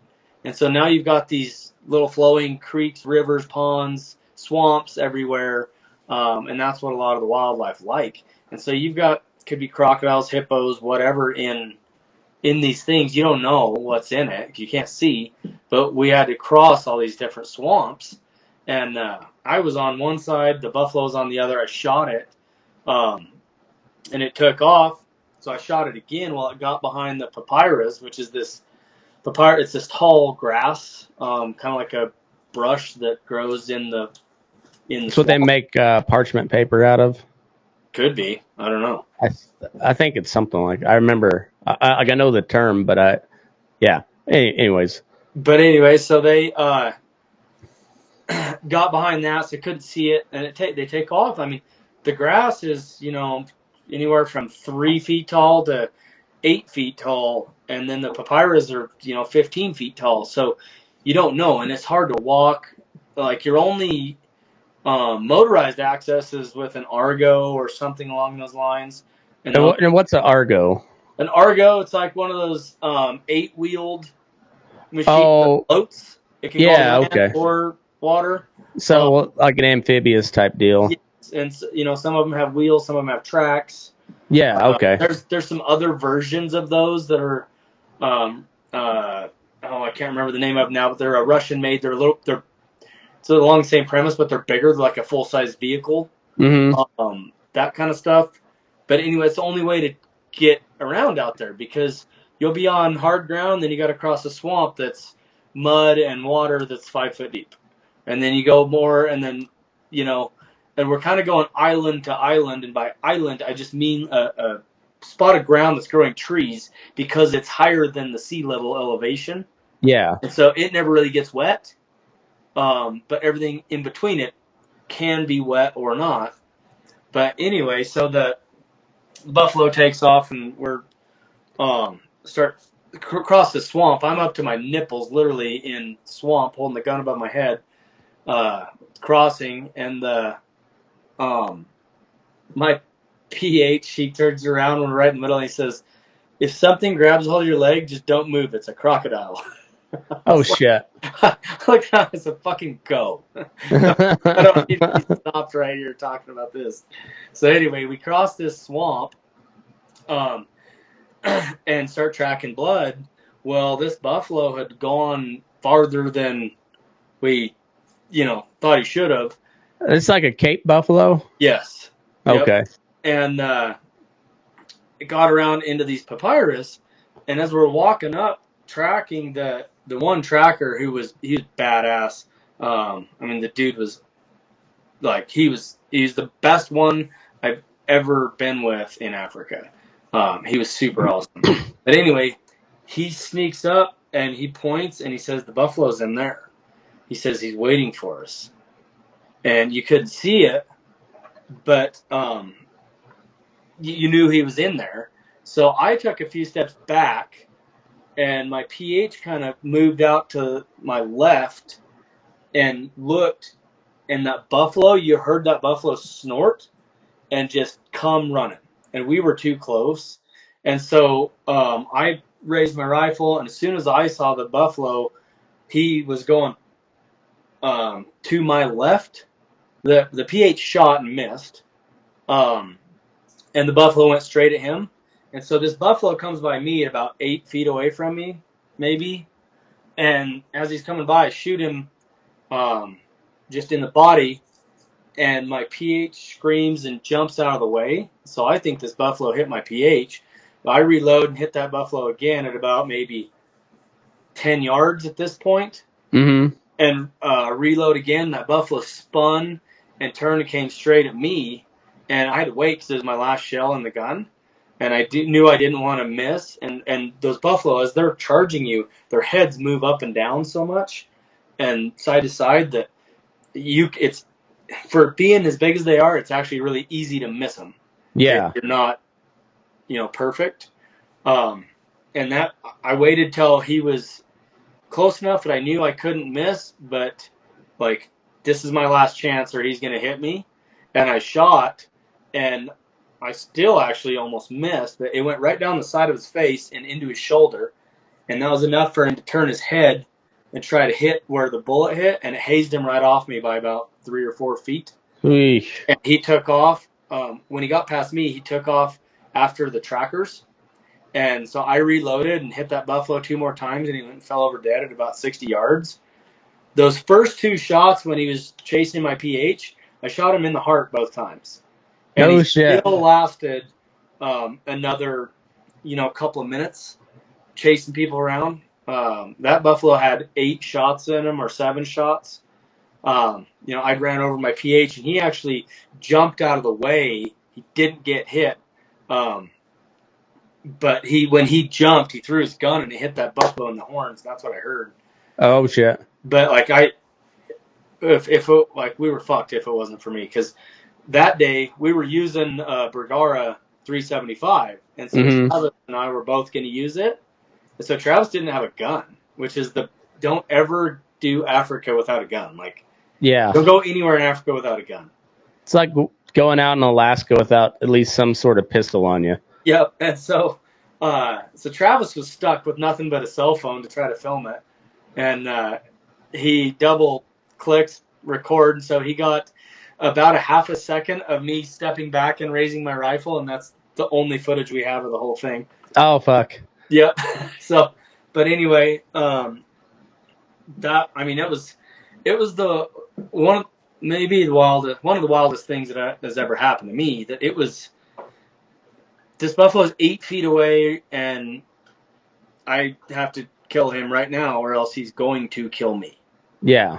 He is going to kill me. There's no other way around this.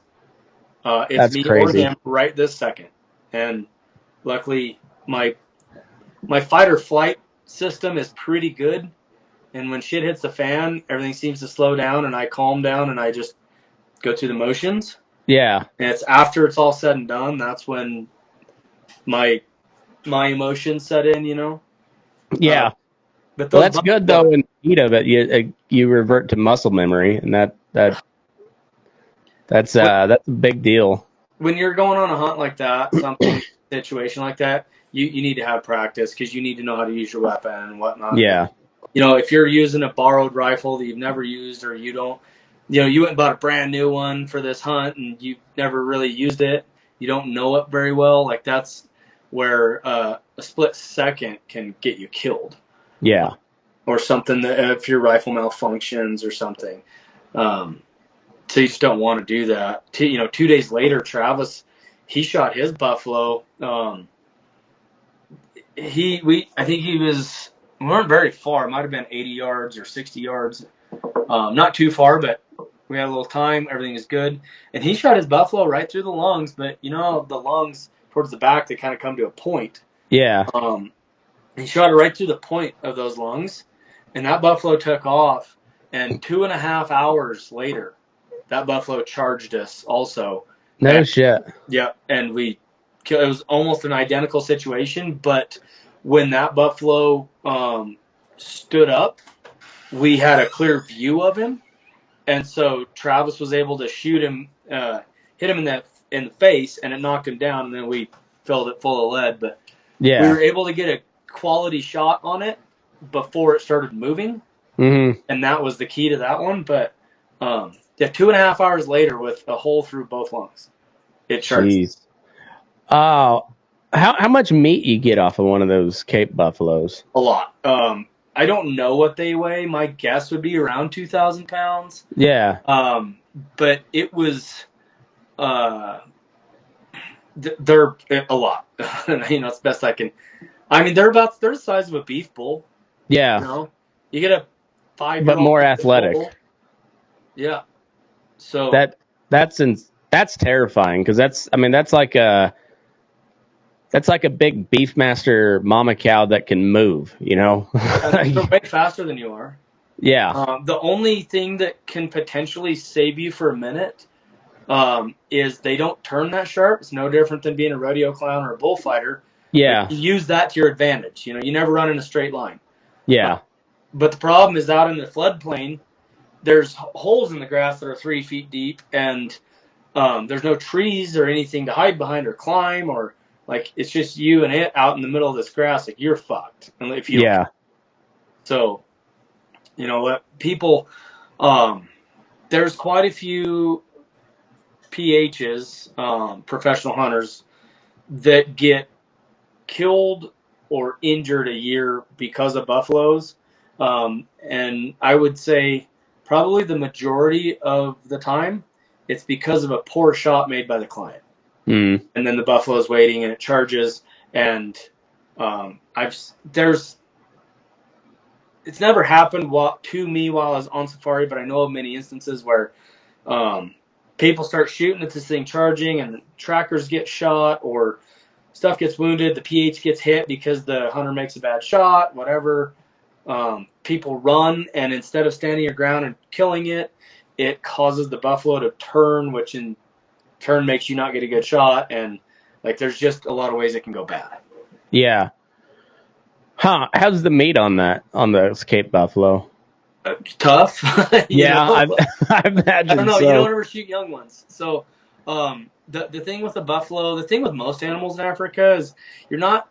Some people are, but most like true hunters that are there because they love Africa and they want the experience. They don't really care about the size. They go old, mature, past their prime, that kind of stuff. And so like the buffalo that I shot was somewhere between 8 and 10 years old, we think. So like how good's the meat going to be on a 10-year-old Angus bull? Right. It's going to be just fine as long as you grind it up. But if you expect it to be like a 1.5-year-old ribeye, it's not going to be the same. Yeah. Be like chewing shoe leather. Yeah. But it's good. So, but in terms of like, if we're feeding the village, that's not generally what we're going for, Yeah. There's better stuff. Yeah. That's wild. And Africa just has so many different species of game too. Like, it's crazy the stuff they have over there. South Africa alone has something like 86 different big game species. And if I remember right, it's 86 native big game species. There's more introduced stuff. Like they've got all kinds of shit in Africa now. They got black buck antelope and fallow deer and aoudad and that didn't come from there. But I don't know what the total number is, but you start moving around too. Like Mozambique, for instance, where I was versus South Africa, where I was, completely different species. Yeah. Even like the eland, there was your normal common or Cape eland down in South Africa where I was, versus a different type of eland in Mozambique. There's like a Liechtenstein hartebeest there versus a common red hartebeest in South Africa. There's all the same stuff, but different, different versions of it, I guess, different subspecies. Right. So it'd be like, the mule deer versus the whitetail or the blacktail here. Sort of, yeah. There's, a Chobe bushbuck instead of a common bushbuck or whatever. And so that's super cool. And so when it comes to species, I don't even know how many species there are, but there's for every like zebra, for instance, I think there's 5 or 6 different types of zebras. Really? Yeah, bushbuck, it's the same. It's like 5 of them. There's kudu. There's 3 or 4 different kudu. There's, I think there's actually 4 or 5 eland. Just different subspecies of it. Huh. That's crazy. And we don't really have. I guess you could kind of see that in like whitetail deer, where like your Midwest Iowa whitetail deer looks completely different than your South Texas whitetail deer. Yeah.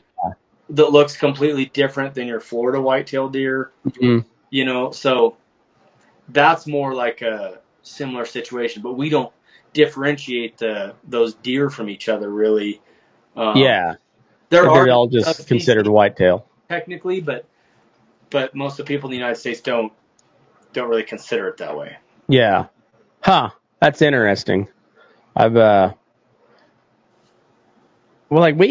have a lot of game here, but like the diversity of it seems like it's way higher, and of course Africa's fucking huge too. Like America's pretty damn big, but Africa's massive. Yeah, it's I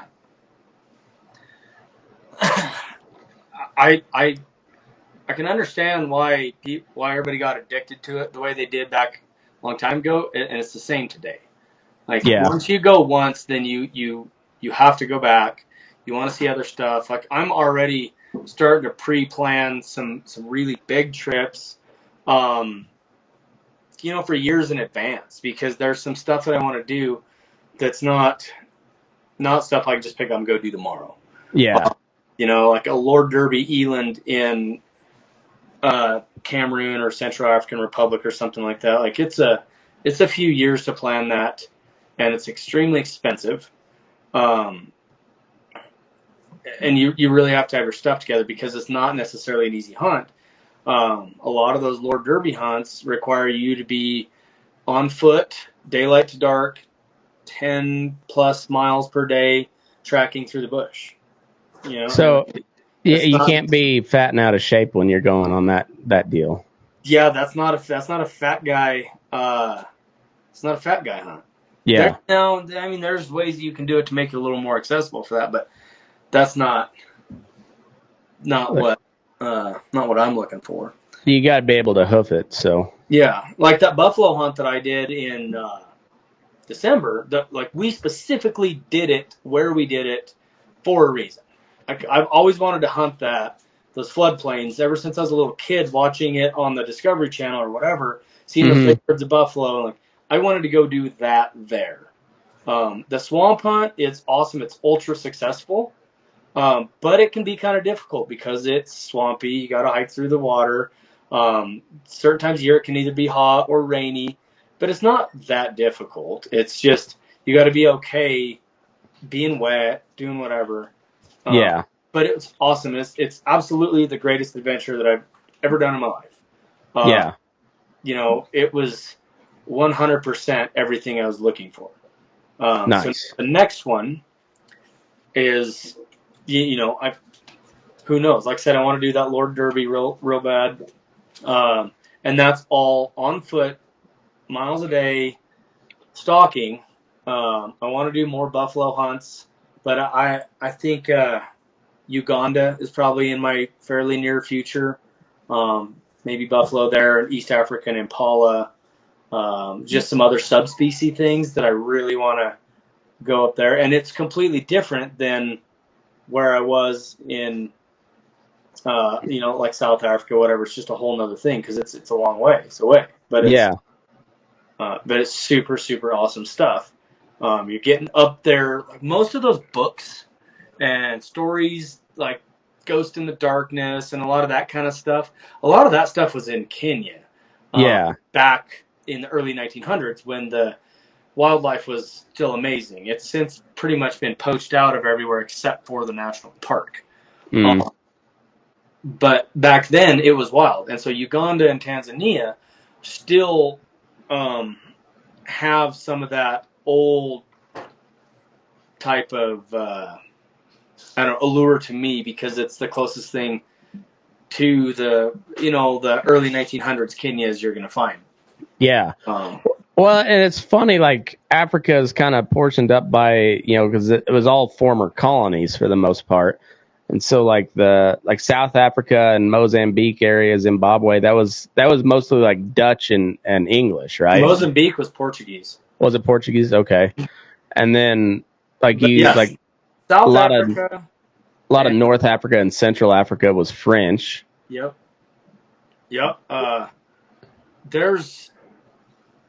I'm trying to think. There's a lot of British influence in like Kenya and that. But like Mozambique and some of Zimbabwe area, some of that stuff is full on Portuguese. Most of the people there speak Portuguese still. That's funny. You cross into Zimbabwe, it's all Portuguese. You cross right back into South Africa, it's all in certain parts it's Afrikaans. Yeah. Which is about the most pointless language on earth. 5% of South Africans speak it, and that's what you got. But that's all the from the Boers, the Dutch and that stuff. Yeah. And which it's funny because Afrikaans is a pretty easy language to learn. Oh, really? Yeah. The first time I went to Africa, I was there for 6 weeks, and when I came back, I could have a conversation. Huh. I mean, it wasn't perfect, but I could talk. So that's interesting. It sounds like an amazing place. I need to try to get over there. I'm not even a huge hunter, but I would go on a hunt just for the experience, You don't have to hunt. It's I mean, that's half the fun of Africa is just seeing all the stuff. Yeah. So, like I said, if it wasn't for the government, because there's not really a great government in any country over there. No. Like, there's a chance I would just live over there. Yeah. But the problem is it's so bad. All of my South African buddies are all trying to move over here, and they'll do about anything you can think of to try to not have to live there anymore. Right. Well, because there's a chance that a mob will show up at their house and burn it the fuck down. Yes. Yeah. Like they're killing people in whatever the certain places anyway. And that's mostly just South Africa at the moment. But, it's just some fucked up things. So, you don't want to really live there, but right. It is still the most amazing place on earth to me. Yeah. Well, it's funny because, I pay attention to, foreign affairs fairly closely, and it's just funny how it seems like the French in particular are just getting kicked the fuck out of Africa left and right here lately. Like Niger and a lot of the West African countries that were former French colonies are just like, and France still has a huge influence there. They're just like, get the fuck out. I don't know much about the French side of it over there, but I can tell you that like China and some of those countries have just fucked everybody out of everything over there, and they give shitty loans and then end up taking all the ground, and they do whatever, and they've stolen most of Africa. It's bad. You're running into that with the Middle East and China a lot. There's a bunch of I don't know, Saudi princes or whoever, whichever ones, but they have bought tons and tons of ground over there, and it's not been for the better. Yeah. Have you ever been over to Saudi Arabia? Nope. No. Don't have a need. I don't blame you. I was just curious if there's any sort of hunting over there, because I know that's like mostly desert. Yeah, and there's wildlife there. I don't see people hunting Saudi Arabia too much, but all those Middle East countries have pretty good stuff in them. Yeah. But sometimes it's set aside only for the prince or whatever, the royal families or whatever. So it's just not something that's common. I think that like local people without poaching can't really do it probably. It's kind of like England way back in the day. These are the king's deer. Yep, exactly.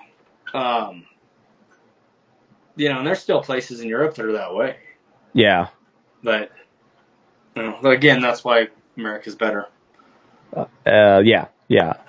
Obviously on that one. Well, shit, man. I probably better get moving around here. But this was awesome. We should do it more often. I always look forward to hearing your stories from traveling and hunting cool shit over there. Yeah, that's always doing something to keep myself entertained. It's interesting. Like this year's been fun. It's been so busy with acquiring the new business and moving and all this other shit. But then, when I was in Mexico and over New Year's, like the amount of people I saw trafficking or getting trafficked across the border and things, just like such eye-opening experiences. Oh, I bet. Yeah, just truckload after truckload, and we're just like hunting deer, and here goes a pickup with 25 guys in the back headed to the border. Yeah. Well, that's also like that's kind of becoming like the cartel's mainstay. Like they still run drugs. That's probably their biggest money maker. But human trafficking is a big industry, man. Yeah, no, I think that's where the money's at, and the drugs. I don't know anything about it, but I don't think that a backpack full of cocaine across the border is how they're doing it. No, I don't think so. If you see a dude doing that, it's probably a decoy for something else. Yeah, or a lone wolf type guy. But I mean, those cartels are we can make fun of them all we want for being nasty individuals. They're some pretty savvy businessmen. I was telling somebody the other day, like, should this World War III ever pop off, like we need to sign a treaty with the cartel right away and let them run our logistics, because they can get anything into anywhere at any time. Yeah, absolutely. Yeah. Like they're the best at trafficking anything. Yeah. Yeah. Well, and the people,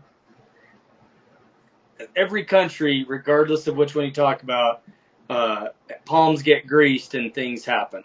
Oh, yeah. How it works. Like I said, I've bribed my way out of lots of stuff in foreign countries.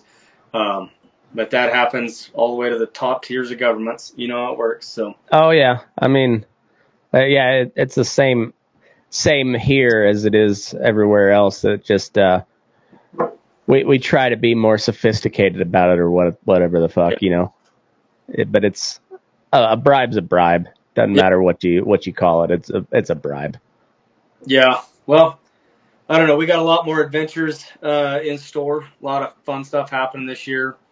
Like I said, starting right now, we've got Australia coming up, all the hunting season through the fall and winter. We've got mountain lion hunting. We've got, all kinds of shit. And then next spring, all kinds of stuff happening again. So anybody that's interested in a career in hunting at all should get a hold of me. And anybody that wants to go ride horses around the mountains for a living should get a hold of me. Yeah. How do they get a hold of you? You can find me on social media. It's just Miles Fedinec on Instagram or Facebook. And then you can email me at fmfoutdoors@yahoo.com. That one works. I got about 10 emails right now. 10 different ones. And then giving me a phone call works too. But yeah, go on social media, send me a message. I try to do my best to check those as often as possible. So yeah, because we're old buddies, but he's really not that hard to get a hold of. He texts back pretty quickly. So if you text me, I'm going to text you back as soon as possible. If you call me, it might be a little bit, because I might have to wait until I actually have the service and the time to talk to you. Yeah. But I mean, it sounds like a good opportunity for some of you young bucks that want to go see some country and be a horseback. Like, go check it out. Yeah. Go ride horses and hunt and whatever. And like I said, I need both. I need packers. I need elk guides. I'm happy to have people that can do both, but they don't be able to do both. Learn a valuable skill. It's the other things we'll teach you. Like, it's not that hard to learn how to pack a horse if you're willing to just come learn and put the effort in. So somebody that has experience or wants experience, you don't have to know how to pack horses already. Yeah, I can teach you that. So. Well, and if you're one of those prepper types that's scared of EMP from Russia or whatever and shit going haywire, it'd probably be a good idea to learn how to pack a horse, because if all your fears come true and the vehicles don't work anymore, well, we're back to horseback. Yep, that's a fact. So anyway, Miles, it's been awesome. Good talking to you always, and we'll let's make this a regular deal. Sounds good to me, buddy. All right. Well, go check him out. Get in contact with him if you're looking for a little bit of adventure. And till next time, move your ass. We're burning daylight.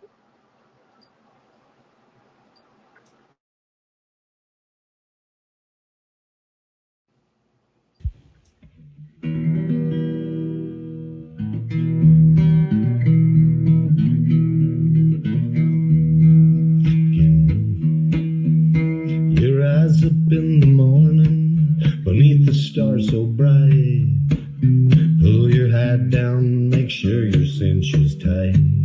Horses kinda snuffy, cold chill up your spine, you'll get your ass moving, son, we're burning daylight. Burning daylight.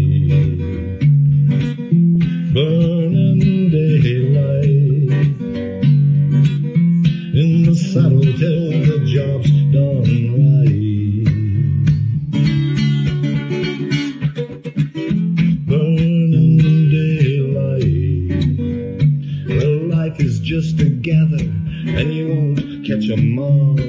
But when you ride through the gate, make sure you sit up tall. I can see the horizon, it's looking pretty bright. Well, get your ass moving, son, we're burning daylight. Burning daylight. Burning daylight. In the south, hell, the job's done right.